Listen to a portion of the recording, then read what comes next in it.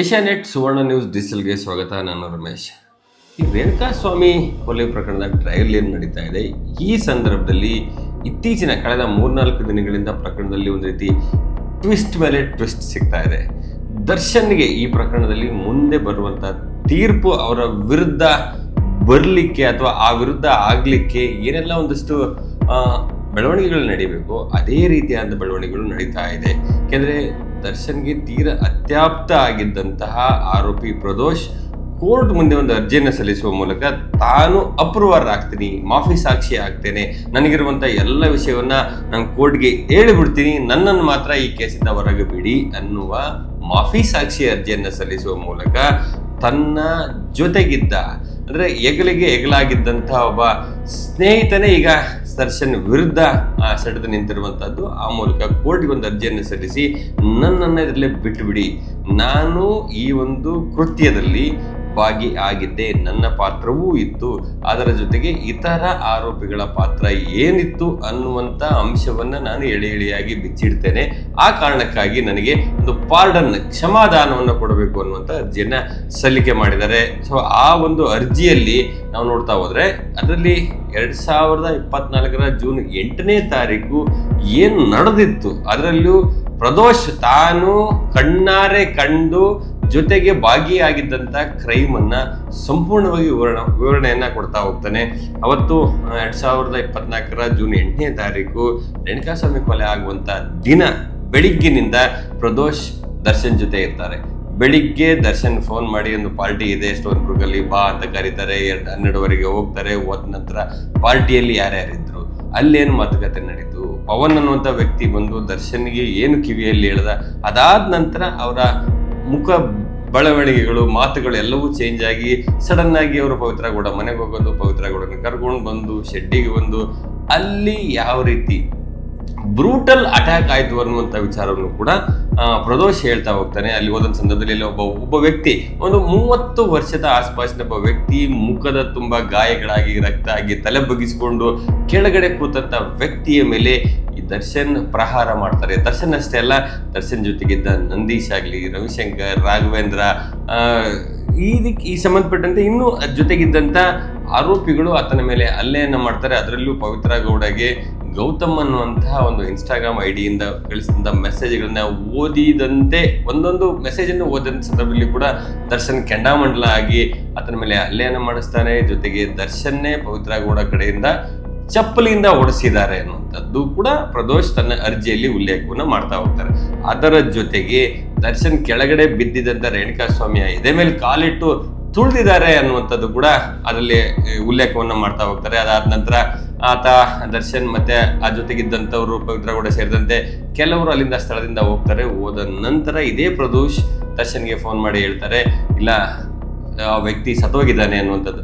ಸತ್ತೋದ ನಂತರದ ಬೆಳವಣಿಗೆಗಳೇನಿದೆಯಲ್ಲ ಅದು ಕೂಡ ತುಂಬ ಅರಿವುಳ್ಳಾಗಿರುವಂಥದ್ದು. ಯಾಕೆಂದರೆ ಯಾವುದೇ ಒಬ್ಬ ವ್ಯಕ್ತಿ ಒಂದು ಕ್ರೈಮ್ ಕೇಸಲ್ಲಿ ಭಾಗಿಯಾಗಿ ಆ ಸಾಕ್ಷಿಗಳನ್ನು ಮುಚ್ಚಿಡ್ಲಿಕ್ಕೋಸ್ಕರ ಏನೆಲ್ಲ ಪ್ರಯತ್ನಗಳನ್ನು ಮಾಡ್ತಾರೆ ಅನ್ನುವಂಥದ್ದು. ಸೊ ಆ ಸಂದರ್ಭದಲ್ಲಿ ಅಂದರೆ ಇದೇ ಪ್ರದೋಷ್ ಮತ್ತೆ ಇನ್ನು ಕೆಲ ಆರೋಪಿಗಳಿಗೆ ದರ್ಶನ್ ಒಂದು ರೀತಿ ಬ್ಲ್ಯಾಕ್ ಮೇಲಿಂಗ್, ಭಯವನ್ನು ಹುಟ್ಟಿಸುವಂತ, ಅವ್ರನ್ನ ಎಮೋಷನಲಿ ಬ್ಲ್ಯಾಕ್ ಮೇಲ್ ಮಾಡುವಂಥ ಕೆಲಸಗಳನ್ನು ಕೂಡ ಮಾಡಿದ್ದಾರೆ ಅಂಥದ್ದು. ಒಂದು ವೇಳೆ ನೀವೆಲ್ಲರೂ ನನಗೆ ಸಹಕಾರ ಕೊಡದೇ ಇದ್ರೆ, ಈ ಕೇಸ್ನಲ್ಲಿ ನನ್ನನ್ನು ಬಚಾವ್ ಮಾಡಲಿಕ್ಕೆ ನೀವು ಹೆಲ್ಪ್ ಮಾಡದೇ ಇದ್ರೆ ನಾನೇ ಗನ್ ತಗೊಂಡು ಶೂಟ್ ಮಾಡ್ಕೊಂಡ್ಬಿಡ್ತೀನಿ ಅನ್ನುವ ಮಟ್ಟಿಗೆ ಎಮೋಷನಲಿ ಬ್ಲ್ಯಾಕ್ ಮೇಲ್ ಮಾಡಿದ್ದಾರೆ ಅನ್ನುವಂಥ ಅಂಶವನ್ನು ಕೂಡ ಅದರಲ್ಲಿ ಉಲ್ಲೇಖ ಆಗುತ್ತೆ. ಅದಾದ ನಂತರ ಪ್ರದೋಷೆ ಆರ್.ಆರ್. ಪೊಲೀಸ್ ಸ್ಟೇಷನ್ ಇದ್ದಂಥ ವಿನಯ್ ಅನ್ನುವಂಥ ಸಬ್ ಇನ್ಸ್ಪೆಕ್ಟರ್ಗೆ ಫೋನ್ ಮಾಡ್ತಾರೆ. ಫೋನ್ ಮಾಡಿ ಏನೋ ಒಂದು ಕತೆ ಕಟ್ಟಿ, ಇಲ್ಲ ನಮ್ಮ ಫ್ರೆಂಡ್ಸ್ ಯಾರೋ ಬಂದಿದ್ರು, ಅವರು ಫೈನಾನ್ಷಿಯಲ್ ವಿಚಾರದಲ್ಲಿ ಗಲಾಟೆ ಆಗುತ್ತೆ, ಒಂದೆರಡು ಹೊಡೆದಿದ್ದಾರೆ, ಸತ್ತೋಗಿದ್ದಾನೆ, ಈಗ ಏನು ಮಾಡಬೇಕು ಅಂದರೆ ಏನು ಯಾವುದೋ ಒಂದು ಕಥೆಯನ್ನು ಕಟ್ಟಿ ಒಂದು ಡೆಡ್ ಬಾಡಿ ಇದೆ, ಆ ಡೆಡ್ ಬಾಡಿನ ಹೇಗೆ ನಾವು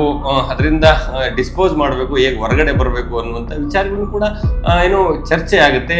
ಆವಾಗ PSI ವಿನಯ್ ಹೇಳುವಂಥದ್ದೇನೆಂದರೆ, ನಿಜಕ್ಕೂ ಆ ರೀತಿ ಆಗಿದ್ರೆ ಸೊ ನೀವು ಹೋಗಿ ಆ ವ್ಯಕ್ತಿಗಳು ಯಾರು ಆತನ ಮೇಲೆ ಹಲ್ಲೆಯನ್ನು ಮಾಡಿದ್ದಾರೆ, ಸಾವಿಗೆ ಕಾರಣ ಆಗಿದ್ರೆ ಅವ್ರನ್ನ ಸರೆಂಡರ್ ಮಾಡಿ ಅನ್ನುವಂಥದ್ದನ್ನ ಹೇಳಿದಂಥ ಸಂದರ್ಭದಲ್ಲಿ ಯಾರೋ 3 ವ್ಯಕ್ತಿಗಳನ್ನ, ನಿಖಿಲ್ ನಾಯ್ಕ, ಕೇಶವಮೂರ್ತಿ ಮತ್ತು ಇನ್ನೊಬ್ಬ ವ್ಯಕ್ತಿಯನ್ನು ಕರ್ಕೊಂಡು ಬಂದು ಅವರಿಗೆ ಹಣದ ಆಮಿಷವನ್ನು ಒಡ್ಡಿ ಆ ಹಣವನ್ನು ಅಡ್ಜಸ್ಟ್ ಮಾಡಿ ದರ್ಶನ್ ಮನೆಯಿಂದ ತೆಗೆದುಕೊಂಡು ಬಂದು ಇದೇ ಪ್ರದೋಷ್ ಮೂವರು ಅಂದ್ರೆ ಸಾಕ್ಷಿ ನಾಶವನ್ನು ಮಾಡಿ ಅವರು ತಾವೇ ಹೊಡೆದ್ವಿ ಅಂತೇಳಿ ಒಪ್ಕೊಂಡು ಸರೆಂಡರ್ ಆದಂಥವ್ರಿಗೆ ಹಣವನ್ನು ಕೊಟ್ಟದ್ದು ಇದೆಲ್ಲವೂ ಕೂಡ ಪ್ರದೋಷ್ ಮಾಡಿದ್ದಾನೆ.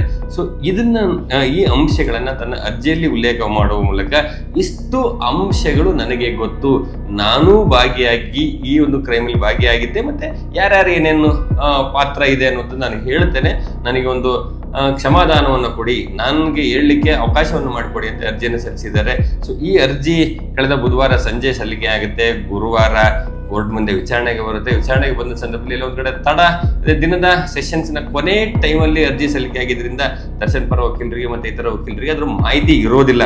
ಸೊ ಬೆಳಿಗ್ಗೆ ಗುರುವಾರ ಬಂದಂತವರು ದರ್ಶನ್ ಪರ ವಕೀಲರು ಮತ್ತೆ ಕೋ ಅಕ್ಯೂಸ್ಡ್ ಅಡ್ವೊಕೇಟ್ಸ್ ತುಂಬಾನೇ ಆಕ್ಷೇಪವನ್ನು ವ್ಯಕ್ತಪಡಿಸ್ತಾರೆ. ನಮಗೆ ಗೊತ್ತಾಗದೆ, ನಾವು ನಿನ್ನೆ ವಿಚಾರಣೆ ಸಂದರ್ಭದಲ್ಲಿ ಕೊನೆ ತನಕ ಇದ್ವಿ, ನಮಗೆ ಗೊತ್ತಾಗದೇ ರೀತಿ ಹೇಗೆ ಅರ್ಜಿ ಸಲ್ಲಿಕೆ ಆಯಿತು, ಅರ್ಜಿ ಪ್ರತಿ ನಮಗೆ ಗೊತ್ತಿಲ್ಲ, ನಾವು ಅದಕ್ಕೆ ಅಬ್ಜೆಕ್ಟ್ ಮಾಡ್ಲಿಕ್ಕೆ ಅವಕಾಶವನ್ನು ಮಾಡಿಕೊಡ್ಬೇಕು ಅನ್ನುವಂತ ಒಂದಷ್ಟು ಏನೋ ವೆಹಿಮೆಂಟ್ಲಿ ಆರ್ಗ್ಯುಮೆಂಟ್ ಅನ್ನ ಮಾಡ್ತಾರೆ. ಆ ಸಂದರ್ಭದಲ್ಲಿ SP ಪ್ರಸನ್ನ ಕುಮಾರ್ ಹೇಳುವಂಥದ್ದು ಇಷ್ಟೇ. ಸೊ ಒಬ್ಬ ಯಾವುದೇ ವ್ಯಕ್ತಿ ಪಾರ್ಡನ್ ಅಪ್ಲಿಕೇಶನ್ ಹಾಕದಂತ ಸಂದರ್ಭದಲ್ಲಿ ಅದನ್ನ ಪ್ರಶ್ನೆ ಮಾಡುವಂತ ಅಧಿಕಾರ ಕೋ ಅಕ್ಯೂಸ್ಡ್ಗಳಿಗೆ ಇಲ್ಲ. ಒಂದು ಪದವನ್ನ ಬಳಸ್ತಾರೆ, ಕೋಳಿ ಕೇಳಿ ಕಾರ ಅರಿಲಿಕ್ಕೆ ಆಗೋದಿಲ್ಲ. ಅಂದ್ರೆ ಇತರೆ ಆರೋಪಿಗಳ ಒಪಿನಿಯನ್ ತಗೊಂಡು ಇನ್ನೊಬ್ಬ ಅಕ್ಯೂಸ್ಡ್ ನಾನು ಅಪ್ರೂವರ್ ಆಗ್ತೀನಿ, ಮಾಫಿ ಸಾಕ್ಷಿ ಆಗ್ತೀನಿ ಅಂತ ಕೇಳಲಿಕ್ಕೆ ಅವಕಾಶಗಳಿಲ್ಲ. ಹಾಗಾಗಿ ಪ್ರಾಸಿಕ್ಯೂಷನ್ ಪ್ರದೋಷ್ನನ್ನ ಒಬ್ಬ ಮಾಫಿ ಸಾಕ್ಷಿಯಾಗಿ ಮಾಡಿಕೊಳ್ಳಿಕ್ಕೆ ನಮ್ಮ ಒಪ್ಪಿಗೆ ಇದೆ, ಕಂಡೀಷನಲ್ ಕನ್ಸೆಂಟ್ ಇದೆ ಅನ್ನುವಂಥದ್ದು. ಅಂದ್ರೆ ಆತನಿಗೆ ಗೊತ್ತಿರುವಂತ ಎಲ್ಲ ಅಂಶಗಳನ್ನ ಆತ ಹೇಳಬೇಕಾಗತ್ತೆ. ಕೇವಲ ಆತನ ವಿರುದ್ಧದ ಆರೋಪ ಮಾತ್ರ ಅಲ್ಲ, ಇತರೆ ಆರೋಪಿಗಳು ಏನೇನು ಮಾಡಿದ್ದಾರೆ ಅನ್ನುವಂಥದ್ದನ್ನು ಕೂಡ ಹೇಳಿದ್ದೆ ಆದ್ರೆ ನಾವು ಅದನ್ನ ಮಾಫಿ ಸಾಕ್ಷಿಯಾಗಿ ಕನ್ಸಿಡರ್ ಮಾಡಲಿಕ್ಕೆ ಸಿದ್ಧ ಇದ್ದೀವಿ ಅನ್ನುವಂತ ಒಂದು ಪತ್ರವನ್ನ ಕೋರ್ಟ್ಗೆ ಕೊಡ್ತಾರೆ. ಅದಾದ ನಂತರ ಅವತ್ತಿನೇನು ಆರ್ಗ್ಯುಮೆಂಟ್ ಆಯ್ತು, ಆರ್ಗ್ಯುಮೆಂಟ್ ಆದ ಸಂದರ್ಭದಲ್ಲಿ ಕೋರ್ಟ್ ಒಂದು ವಿಚಾರವನ್ನ ಅಂದ್ರೆ ಒಬ್ಬ ಆರೋಪಿ ಮಾಫಿ ಸಾಕ್ಷಿಯಾಗಿ ಅರ್ಜಿಯನ್ನು ಸಲ್ಲಿಸಿದ್ದೇ ಆದಲ್ಲಿ ಆ ಅರ್ಜಿಗೆ ಆಕ್ಷೇಪಣೆಯನ್ನು ವ್ಯಕ್ತಪಡಿಸುವಂತ, ಪ್ರಶ್ನಿಸುವಂತ, ಅದು ಸರಿಯಲ್ಲ ಅದನ್ನ ರಿಜೆಕ್ಟ್ ಮಾಡಿ ಅಂತ ಹೇಳುವಂತ ಒಂದು ಅಧಿಕಾರ, ಅವಕಾಶಗಳು ಇತರೆ ಅಕ್ಯೂಸ್ಡ್ಗಳಿಗೆ ಇದೆಯಾ ಇಲ್ವಾ ಅನ್ನುವಂಥ ಪ್ರಶ್ನೆ ಬಂದಂತ ಸಂದರ್ಭದಲ್ಲಿ ಅದಕ್ಕೆ ಸಂಬಂಧಪಟ್ಟಂತೆ ಈಗ ಕೋರ್ಟ್ ಸೋಮವಾರ ಇವತ್ತು ಆದೇಶವನ್ನು ಮಾಡಿರುವಂತದ್ದು. ಅಂದ್ರೆ ಇತರೆ ಆರೋಪಿಗಳು ಒಂದು ಕ್ರೈಮ್ ಕೇಸಲ್ಲಿ ಇರುವಂತಹ ಕೋ ಅಕ್ಯೂಸ್ಡ್ಗಳು ಅದನ್ನ ಪ್ರಶ್ನೆ ಮಾಡುವಂತ ಅಧಿಕಾರ ಇಲ್ಲ ಅನ್ನುವಂತ ಆದೇಶವನ್ನು ನೀಡುವ ಮೂಲಕ ದರ್ಶನ್ಗೆ ಇಲ್ಲಿ ಒಂದ್ ಕಡೆ ಒಂದು ಅವರ ಪರ ವಕೀಲರು ಮಾಡಿದಂಥ ವಾದಕ್ಕೆ ಹಿನ್ನಡೆ ಆಗಿರುವಂತಹದ್ದು. ಮತ್ತೆ ಬಹುತೇಕ ಪ್ರದೋಷ್ ಇದರಲ್ಲಿ ಮಾಫಿ ಸಾಕ್ಷಿಯಾಗಿ ಫಿಕ್ಸ್ ಆಗುವಂತ ಲಕ್ಷಣಗಳು ಕಾಣ್ತಿರುವಂಥದ್ದು. ಯಾಕೆಂದ್ರೆ ಒಬ್ಬ ಮಾಫಿ ಸಾಕ್ಷಿಯಾಗಿ ವ್ಯಕ್ತಿ ಬರಬೇಕಾದ್ರೆ ಮೊದಲನೇ ಹಂತದಲ್ಲಿ ಪ್ರಾಸಿಕ್ಯೂಷನ್ ಒಪ್ಪಬೇಕು, ಆಮೇಲೆ ಕೋರ್ಟ್ ಒಪ್ಪಬೇಕು. ಈಗ ಮೊದಲನೇ ಹಂತದಲ್ಲಿ ಪ್ರಾಸಿಕ್ಯೂಷನ್ ಒಪ್ಪಿಕೊಂಡಿದೆ, ಕೋರ್ಟ್ ಒಪ್ಪುವಂಥದ್ದು ಬಾಕಿ ಇರುವಂಥದ್ದು.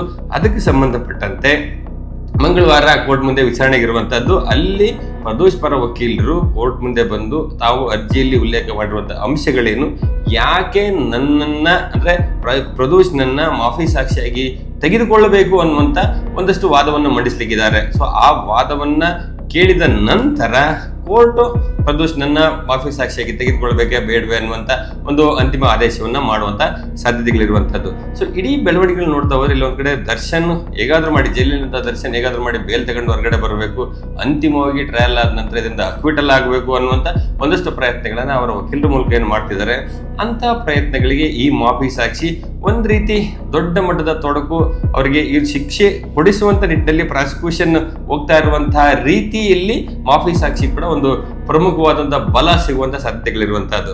ಸೊ ಇದು ಒಂದ್ ಕಡೆ ಆದ್ರೆ, ಮತ್ತೊಂದ್ ಕಡೆ ನಾವು ಸಾಮಾನ್ಯವಾಗಿ ಯೋಗೇಶ್ ಗೌಡ ಕೊಲೆ ಪ್ರಕರಣದಲ್ಲಿ ನಾವು ನೋಡಿದ್ದೇವೆ. ಈ ರೀತಿ ಯಾವುದೋ ಆರೋಪಿ ಬಂದು ನಮ್ಮ ಮಾಫಿ ಸಾಕ್ಷಿ ಆಗ್ತೀನಿ ಅಂತ ಅಂದಂತ ಸಂದರ್ಭದಲ್ಲಿ ಅದನ್ನ ಪ್ರಶ್ನೆ ಮಾಡಿ ಇತರೆ ಆರೋಪಿಗಳು ಮೇಲಿನ ಕೋರ್ಟ್ಗೆ ಅಂದ್ರೆ ಹೈಕೋರ್ಟ್ಗೆ ಹೋಗ್ಲಿಕ್ಕೆ ಅವಕಾಶಗಳಿರುವಂಥದ್ದು. ಆ ನಿಟ್ಟಿನಲ್ಲಿ ಕೂಡ ದರ್ಶನ್ ಪರ ವಕೀಲರು, ಪವಿತ್ರ ಗೌಡ ಪರ ವಕೀಲರು ಸೇರಿದಂತೆ ಕೆಲವರು ಒಂದ್ ರೀತಿ ಈಗಾಗಲೇ ಒಂದು ಸಿದ್ಧತೆಗಳನ್ನ ನಡೆಸಿದ್ದಾರೆ ಅನ್ನುವಂಥ ಮಾಹಿತಿಗಳಿರುವಂತಹದ್ದು.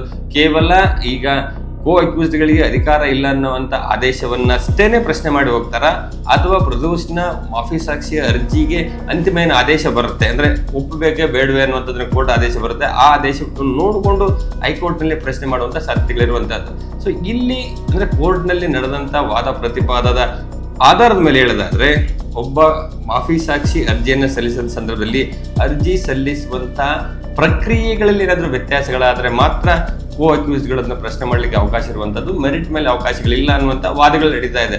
ಸೊ ಆದ್ರೆ ಅದನ್ನ ಪ್ರಶ್ನೆ ಮಾಡಿ ಹೈಕೋರ್ಟ್ಗೆ ಹೋಗ್ತಾರೆ, ಹೈಕೋರ್ಟ್ ನಲ್ಲಿ ಅವ್ರಿಗೆ ಲಿಫ್ಟ್ ಸಿಗುತ್ತಾ ಇಲ್ವಾ ಅನ್ನೋದನ್ನ ಕಾದು ನೋಡ್ಬೇಕಾಗಿರುವಂಥದ್ದು. ಆದ್ರೆ ಪ್ರದೋಷ್ ಈಗ ಮಾಫಿ ಸಾಕ್ಷಿಯಾಗಿ ಬದಲಾಗಿರುವಂತದ್ದು ದರ್ಶನ್ ಗೌಡ ಸೇರಿದಂತೆ ಇತರೆ ಆರೋಪಿಗಳಿಗೆ ಒಂದು ದೊಡ್ಡ ಮಟ್ಟದ ಸಂಕಷ್ಟ ಎದುರಾಗುವಂತ ಮುನ್ಸೂಚನೆ ಮಾತ್ರ ಇಲ್ಲಿ ಸ್ಪಷ್ಟವಾಗಿ ಕಂಡು ಬರ್ತಾ ಇದೆ.